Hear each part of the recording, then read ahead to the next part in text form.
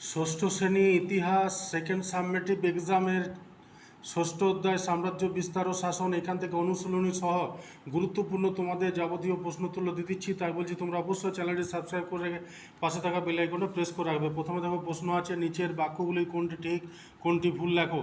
প্রথমে একের দাগাটা ভুল হবে, একের দুয়ের দাগাটা ঠিক হবে, একের তিনের দাগাটা ভুল, একের চারের দাগাটা ঠিক হবে। এবার আছে বিবৃতিগুলির সঙ্গে কোন ব্যাখ্যাটি সবচেয়ে বেশি মানানসই বেছে বের করো। দেখো 2.1-এর যে বিবৃতি আছে তার উত্তরটা হবে ধর্মের অনুসরণ করার জন্য দুয়েরটা। তারপর 2.2-এর যে বিবৃতি আছে সে বিবৃতির ব্যাখ্যার উত্তরটা হবে দুয়েরটা, ঠিক আছে।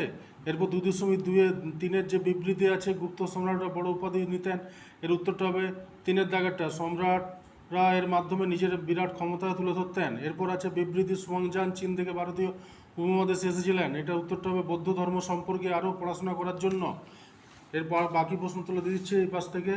দেখো কলিঙ্গ যুদ্ধের ফলাফলের সঙ্গে অশোকের ধর্মের কি সম্পর্ক, ধর্ম তার শাসনকে কতটা প্রভাবিত করেছিল। উত্তর হবে সম্রাট অশোক ভারত তথা বিশ্ব ইতিহাসের একটি বিখ্যাত নাম। একদিন লিখবে মৌর্য সম্রাট অশোকের জীবনে একমাত্র যুদ্ধ ছিল কলিঙ্গ যুদ্ধ। এই যুদ্ধে প্রচুর মানুষ মারা যায়, এজন্য অশোক খুব কষ্ট পান। এরপর তিনি যুদ্ধ ত্যাগ করে বৌদ্ধ ধর্মে দীক্ষা নেন, তিনি ধর্ম প্রচার করেন। এরপর দুয়ের দাগেরটা আছে দেখো, সম্রাট অশোকের শাসন ব্যবস্থায় তার ধর্মের প্রভাব যথেষ্ট ছিল। অশোকের ধর্মের মূল কথা ছিল হিংসা না করা, তিনি যুদ্ধের বদলে নানা ধরনের জনকল্যাণমূলক কাজ করেন। এরপর 3.2-এর খুব ইম্পর্টেন্ট কোশ্চেন, মৌর্য সম্রাটরা গুপ্তচর কেন নিয়োগ করতেন। উত্তরটা হবে মৌর্য সম্রাটরা প্রধান বৈশিষ্ট্য ছিল গুপ্তচর, চর হবে চোর নয়, গুপ্তচর ব্যবস্থা। প্রথম পয়েন্ট একদিক খবর সংগ্রহ, মৌর্য সম্রাটরা রাজ্যের খোঁজখবর আনতে গুপ্তচরদের কাজে লাগাতো। নজরদারি পয়েন্ট, বিদেশি বা অচেনা সন্দেহজনক লোক সবার উপরেই গুপ্তচরদের নজর থাকতো। রাজারা, কর্মচারীর, এমনকি রাজার সন্তানেরাও গুপ্তচরদের নজরের বাইরে যেতে পারত না। গুপ্তচরদের মাধ্যমে সাম্রাজ্যের সকল খবর চলে আসতো সম্রাটের কাছে। এরপর 3.3-এর প্রশ্নোত্তরটা, মৌর্য ও গুপ্ত সম্রাটের পার্থক্য। মৌর্য একদিকে ক্ষমতার দিক থেকে মৌর্য শাসন ব্যবস্থায় সাম্রাজ্যের সকল ব্যবস্থার উপরে ছিলেন সম্রাট, শাসন, আইন ও বিচার ব্যবস্থা তিনি নিয়ন্ত্রণ করতেন। অন্যদিকে গুপ্ত সম্রাটরা মৌর্য সম্রাটের চেয়ে কম ক্ষমতা ভোগ করতেন, কারণ এই সময় মন্ত্রী ও অমাত্য ছিল বংশগত, যা সম্রাটদের বিশাল ক্ষমতাকে নিয়ন্ত্রণ করত। দুই দিয়ে সম্মানের দিক থেকে সব মৌর্য সম্রাটরা নিজেদের দেবতাদের প্রিয় বলে চিহ্নিত করতেন, তারা প্রজাদের কাছে নিজেদের দেবতাদের মতো সম্মানীয় ব্যক্তি হিসেবে তুলে ধরতেন।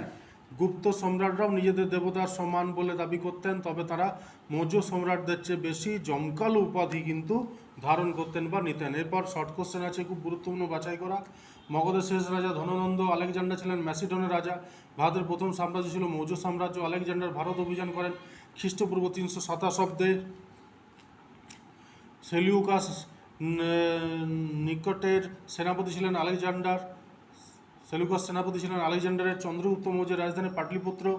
অশোকের প্রথম শেষ যুদ্ধ হচ্ছে কলিঙ্গ যুদ্ধ। অশোক বৌদ্ধ ধর্ম গ্রহণ করেন উপগুপ্তের কাছে, খুব ইম্পর্টেন্ট কোশ্চেন। দেবনাং প্রিয়দর্শী উপাধি নিয়েছিলেন অশোক। লুম্বিনী গ্রামের বলিকর সম্রাট অশোক ছাড় দিয়েছিলেন, কারণ এখানে গৌতম বুদ্ধের জন্মস্থান, তার সম্মানে এখান থেকে কর নিতেন না। কৌটিল্যের আসল নাম বিষ্ণুগুপ্ত। সব মুনিষে প্রজামং উক্তিটি করেন সম্রাট অশোক। কুষাণ বংশের প্রধান সেনাপতি ছিলেন কুজুল কদফিসেস। দ্বিতীয় অশোক নামে পরিচিত কনিষ্ক। ভারতীয় উপমহাদেশে সোনার মুদ্রা প্রথম চালু করেন ভীম কদফিসেস। এপাশেও আছে দেখো, কুষাণ মুদ্রায় সম্রাটদের মাথার পিছনে একরকম জ্যোতির্বলয় বানানো হতো, তার কারণ সম্রাট ও দেবতা একজন বোঝানোর জন্য এটি তারা ব্যবহার করত। কুষাণদের শ্রেষ্ঠ রাজা কনিষ্ক সকারী বলা হয়। দ্বিতীয় চন্দ্রগুপ্তকে সুয়াংজাং চীন থেকে ভারতীয় উপমহাদেশে এসেছিলেন বৌদ্ধ ধর্ম সম্পর্কে আরও পড়াশোনা করার জন্য। শিলাদিত্য উপাধি নেন হর্ষবর্ধন। হর্ষচৌধুরী লিখেছেন বানভট্ট। এলাহাবাদ বসুস্থ লিখেছেন হরিসেন। কুষাণ যুগে প্রাদেশিক শাসনকে বলা হতো ক্ষত্রপ। স্কন্দগুপ্ত বা ভারতের রক্ষা করে রাজা প্রতিহত করেন হুন আক্রমণ। গুপ্ত যুগে প্রদেশগুলিকে বলা হতো ভুক্তি। কুতুব মিনারের কাছে লৌহ স্তম্ভটি প্রতিষ্ঠা করেন দ্বিতীয় চন্দ্রগুপ্ত।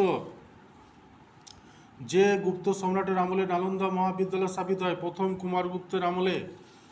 এরপর আছে দেখো, দম অর্থ উপাধি নিয়েছিলেন ভীম কদফিসেস। প্রথম গুপ্তচর ব্যবস্থার প্রচলন করেন মৌর্যরা। মৌর্য আমলে জেলা প্রশাসনকে বলা হতো আহার। শেষ মৌর্য সম্রাট বৃহদ্রথ। বৃহদ্রথকে সরিয়ে রাজা হয়েছিলেন পুষ্যমিত্র শুঙ্গ। চালুক্য রাজা দ্বিতীয় পুলকেশীর সভাকবি ছিলেন রবিকীর্তি। হর্ষবর্ধনের রাজত্বকালে যে চীনা পরিব্রাজক ভারতে আসেন সুয়াংজাং। পুষ্যবতীরা সানেশ্বরের শাসক ছিলেন। প্রয়াগের উৎসব চালু করেন হর্ষবর্ধন। শশাঙ্কের প্রকৃত নাম নরেন্দ্রাদিত্য। সকল উত্তর পথনাথ বলা হয় হর্ষবর্ধনকে। ভারতে নেপোলিয়ন বলা হয় সমুদ্রগুপ্তকে। বীরসেন ছিলেন দ্বিতীয় চন্দ্রগুপ্তের মন্ত্রী। নাসিক প্রশস্তি থেকে গৌতমীপুত্র সাতকর্ণীর রাজ্য বিস্তারের কথা জানা যায়। কনিষ্কের রাজধানী ছিল পুরুষপুর বা পেশোয়া। ইন্ডিকা বইটি লিখেছেন গ্রিক দূত মেগাস্তেনিস। দক্ষিণ ভারতের যে রাজার কাছে হর্ষবর্ধন পরাজিত হন পুলকেশী। হাতিগুম্ফা শিলালেখ থেকে খারবেলের বিষয়ে জানা যায়। এরপর 2 নম্বরের প্রশ্নোত্তরগুলো, এগুলো একটু পাঠ করছি না, এগুলো তোমরা একটু দেখে নাও। ক্ষত্রপ কাকে বলে খুব ইম্পর্টেন্ট, অনেক স্কুলে পড়বে। কুষাণ শাসক ব্যবস্থা দুটি বৈশিষ্ট্য লেখো, ইম্পর্টেন্ট কোশ্চেনের মধ্যে আসছে কিন্তু তোমাদের একটু ভালো করে দেখে দিচ্ছি, তোমরা কিন্তু স্ক্রিনশট নিয়ে এগুলো তুলে নেবে। এবার আছে গঙ্গারি দায়, এটাও কিছু কিছু স্কুলে পড়তে পারে। কুষাণ কারা, খুব ইম্পর্টেন্ট কোশ্চেন, অনেক স্কুলে কিন্তু এটা পড়ার চান্স আছে। সাম্রাজ্য বলতে কি বোঝো, এটাও কিন্তু তোমরা একটু ভালোভাবে স্ক্রিনশট নিয়ে খাতায় তুলে নেবে। পরের প্রশ্ন, পরের পেজে টিকা লেখো হাতিগুম্ফা শিলালেখ অথবা কলিঙ্গ রাজা খারবেল। এই টিকাটিও ভালোভাবে অবশ্যই করবে, 2-3 নম্বরে খুব ইম্পর্ট্যান্ট। এরপর আছে এলাহাবাদ প্রশস্তি বা এলাহাবাদ শিলালেখ, এটাও কিন্তু করে রাখবে। এরপর আছে সম্রাট অশোকের ধম্ম কথাটি প্রথম কোন লেখতে ব্যবহার করা হয়, তা ধম্ম সম্পর্কে কী জানো, এটা 5 নম্বরের খুব গুরুত্বপূর্ণ প্রশ্ন। অনেক স্কুলে কিন্তু এই প্রশ্ন উত্তরটা কিন্তু অবশ্যই আসবে, তাই সবাই কিন্তু এটা ভালোভাবে করে রাখবে। এরপর প্রশ্ন আছে তোমাদের সম্রাট কনিষ্কের কৃতিত্ব বা অবদান লেখো, এটাও কিন্তু গুরুত্বপূর্ণ প্রশ্নের মধ্যে আসছে 5 নম্বরের জন্য। এটা কিন্তু তোমরা একটু ভালোভাবে করবে, স্ক্রিনশট নিয়ে নেবে তোমরা, ঠিক আছে। ভিডিওটা ভালোভাবে দেখে দিচ্ছি, এই পাশে 2 লাইন আছে, ঠিক আছে। এই রইল ষষ্ঠ অধ্যায় ইতিহাসের গুরুত্বপূর্ণ প্রশ্নোত্তর। ভালো লাগলে অবশ্যই চ্যানেলটিকে লাইক করো, শেয়ার করো এবং কমেন্ট করতে ভুলো না।